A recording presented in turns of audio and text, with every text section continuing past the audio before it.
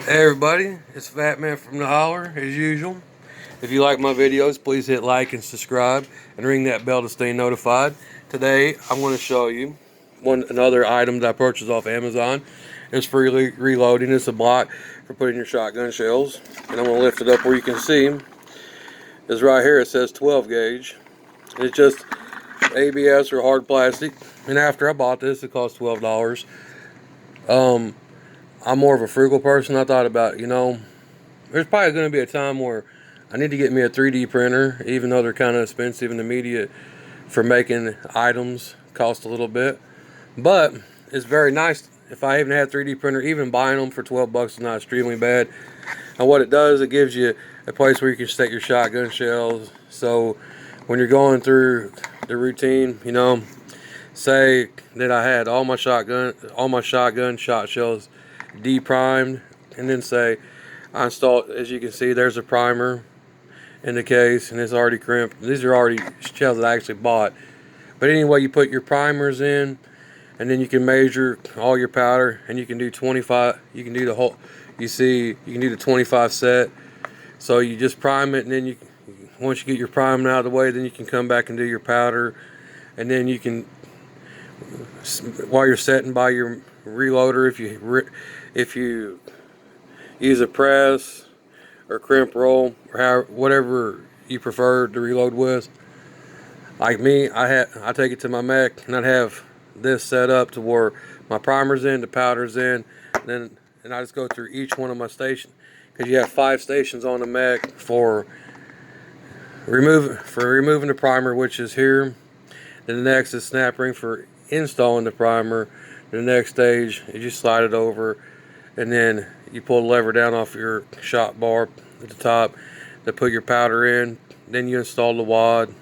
Then you pull the lever down as you slide it over to apply the shot. And then you take it to, which would be the 4th station, if I'm following myself correctly.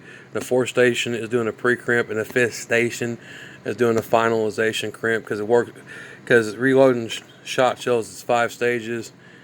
Removing the primer, installing the new primer, adding your powder in your shot and your wad, and then pre-crimping, and then finalization crimping. And this is pretty good, just a simple way for me to actually be able to store the shot shells for reloading, so I don't have shells sitting on the counter. Because if you're reloading, you have stuff sitting like this, and you're reloading and you move your hand the wrong way, you see something like that happens. You move your hand the wrong way, it'll dump over your powder, and then you don't want powder where you're reloading or anywhere. I mean, if it's a place where there's not going to be anything that's fire, but if somebody smokes or something like that, or a friend comes over, something stupid happens, you don't really want materials just falling over. Because when you're reloading, say you just accidentally bump it, or say you're sitting there with your kid or your grandkid comes in, you're reloading in your room, and they just knock it over, then you have powder everywhere, you got a mess and so forth. So this block's actually very convenient for avoiding all the issues, and it makes it more convenient. And I mean, some people that reload would probably have multiples. They'd probably have multiple blocks just like this, the whole 25, where you could have one you could actually write on here with a marker. It's like you'd have one for primed, and then one for powder, and then one for finished products to store them, or a different case of sorts. But anyway, I'm just going to put this out there. And the extra thing is, guys, everybody is following me on YouTube. Thank you for hitting like and subscribe and ring that bell of notifications for upcoming content. And if anybody out there wants to buy into the products, the links are always going to be followed in the description. And I'm in the Amazon affiliate program, which means I get a commission.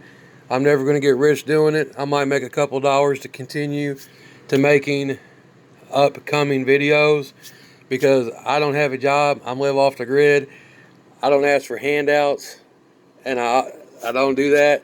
I don't use GoFundMe. When I have hard times like right now, I'm in a little bit of a transportation crisis. You'll never hear me asking for money. I don't have monetization for using YouTube. I'm just doing this solely for my desire and my passion to share my products that I buy, as I can acquire things. Because if I can come up with you know, a few $100s. I'm going to make a whole bunch of videos in the future.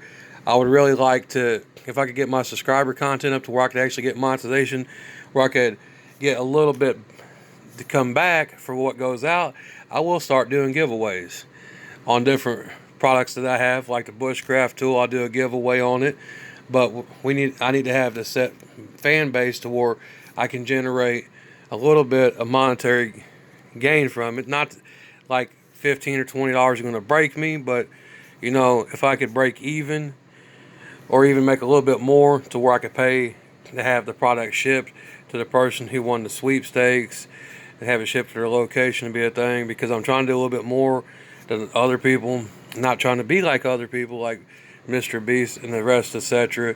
It's more of, I want to help my viewers grow every way, spiritually, mentally, intelligently. Anything I can do to make it happen, I will do. And if I could, I would do giveaways on this. I just don't have the fan base or monetization or the funds to do so. If I could, I would. Much love, and I'm out, and have a wonderful weekend, everybody. Thank you for viewing my videos.